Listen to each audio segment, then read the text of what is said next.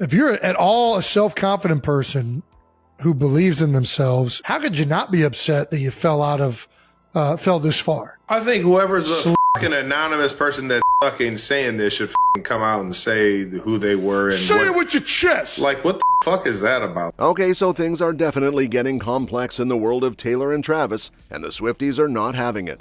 Imagine thinking you're just vibing with your man, watching him talk football with his bro, and boom, there's a random survey popping up, basically treating your love life like it's the next Netflix docuseries. Yep, that's what just happened.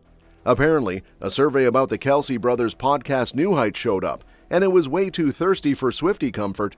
While the usual football banter and brotherly smack talk were there, some of the options in the survey were basically screaming, "Tell us more about Taylor!"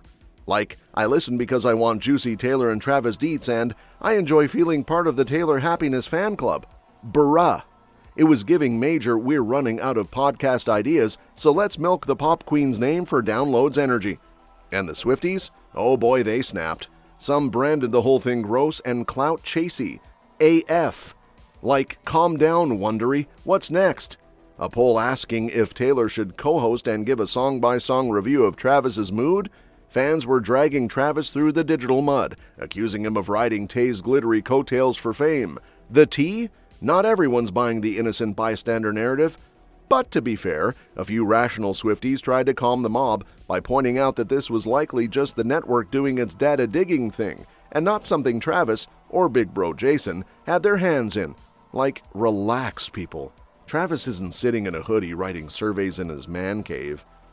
After the backlash blew up faster than a Taylor album drop, the survey got scrubbed clean. Swift-themed questions? Deleted, wiped out, vanished, like Jake Gyllenhaal's scarf.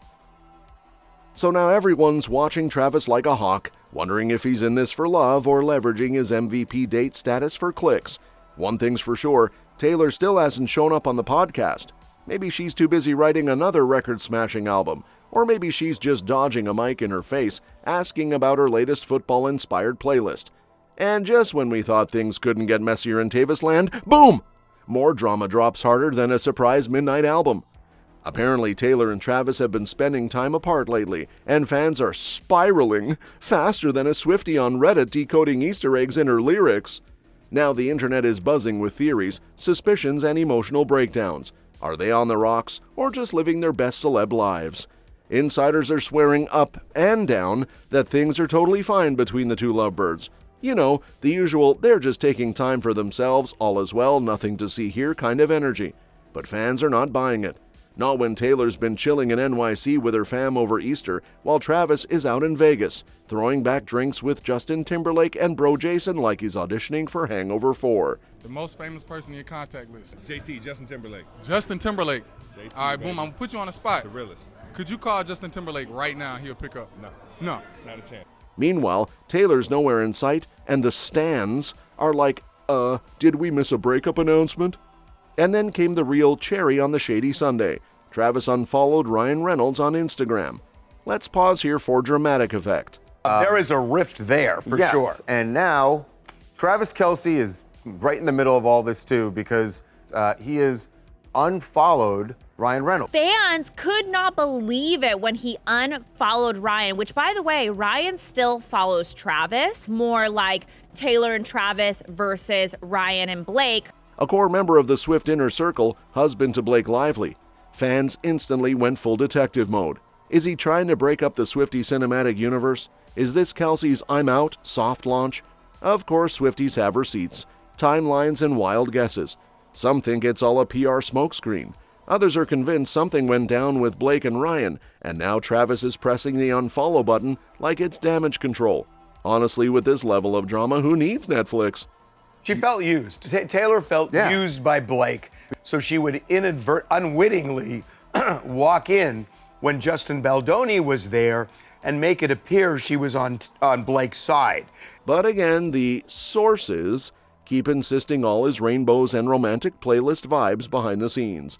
No tension, no drama, just a little space. Yet the fandom's anxiety is off the charts. And let's be real, in Swiftie world, even one missed birthday post is a national emergency. So is the Tavis ship sailing smoothly or slowly sinking? Hard to tell when there's so much glitter, gossip, and unfollowing going on.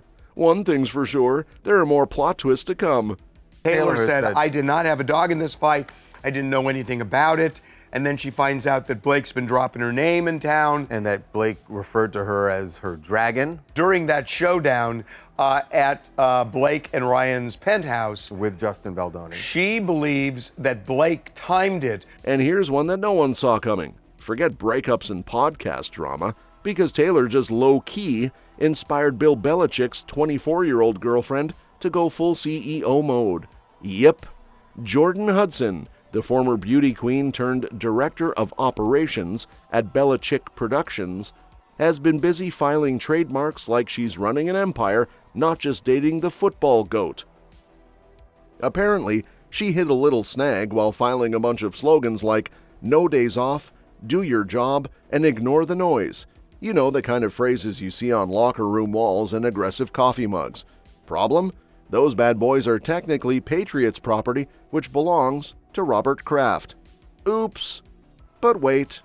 Instead of panicking or hiring some high-powered legal shark, she did what any modern-day girl boss with Wi-Fi would do. She channeled Taylor Swift. That's right. She took a page straight out of Tay's playbook. Remember how Taylor reclaimed her music by re-recording her albums and slapping Taylor's version on everything like it was bedazzled armor? Hudson went full copycat and trademarked her stuff with, drumroll, Bill's version. Yep, you heard that right. Bill's version. We're officially in the multiverse of madness now. Swifties are probably somewhere between cringing and laughing into their cardigans. Because sure, Taylor did it to fight for her artistic rights and regain control of her life's work. Jordan's doing it for a dude who wears cut-off hoodies and yells at refs on Sundays. But hey, maybe Bill's version will be the next big thing. Think hoodies, protein shakes, and playbooks on Etsy? Meanwhile, Bill himself is shocking everyone by moving from the NFL to college football. Fans are still reeling. Like, this man really left the Patriots to coach 20-year-olds with TikTok handles longer than their GPA. But he's bagged a $30 million deal to coach the North Carolina Tar Heels, so clearly retirement isn't in the cards just yet. As for Jordan, she's making moves, trademarking phrases, and probably updating her LinkedIn like, "Inspired by Taylor Swift, but make it football." Honestly, you can't make this stuff up. And on the other side of the pond, don't even get me started on Gracie Abrams' group chat. Because the girl is basically swimming in a pool of musical goddesses. Taylor Swift, Billie Eilish, Olivia Rodrigo, and a sprinkle of Lorde nostalgia for good measure. Honestly, if this isn't the dream BFF circle, what is? Fresh off a sold-out show in Auckland and a romantic city stroll with boyfriend Paul Mescal, Gracie sat down to spill the sweetest tea on what it's like to have the ultimate pop girl squad in her corner.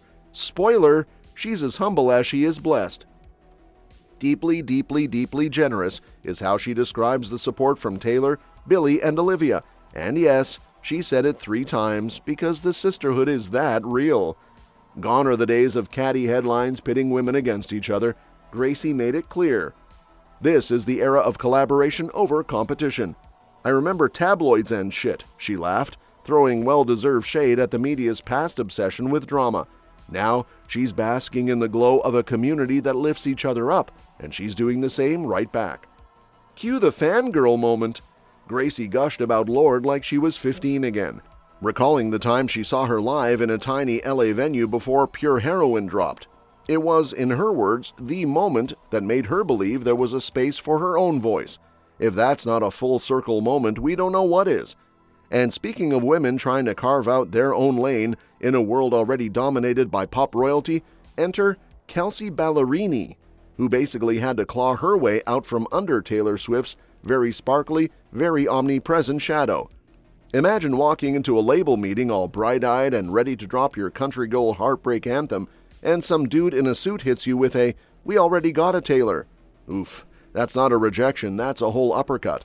But Kelsey didn't throw in the towel and start a candle business or something. Nope, she doubled down. According to insiders, she spent years finding her own sound, her own vibe, and let's be honest, probably her own brand of glitter. Even though she was a full-blown Swiftie, she knew she couldn't just be Taylor 2.0, she had to be the first ever Kelsey. Eventually, her music started popping off, and not only did she earn a Billboard hit, but guess who gave her a digital high five? Yep, Taylor herself. Imagine getting a shout-out from your idol and then having her basically adopt you as her little sister in music. That's like Beyonce handing you a mic and saying, "You got this." Oh, and while we're on the subject of heartstrings, turns out Kelsey's also got herself a Paul Mescal of her own, except he's in Outer Banks and goes by Chase Stokes. Sources say the dude held her down through her divorce album phase and swooned over a love song she wrote just for him. Therapy, patience, country songs, and Hollywood abs? Honestly, this woman's living a Hallmark movie with a Billboard soundtrack. See you on the next one.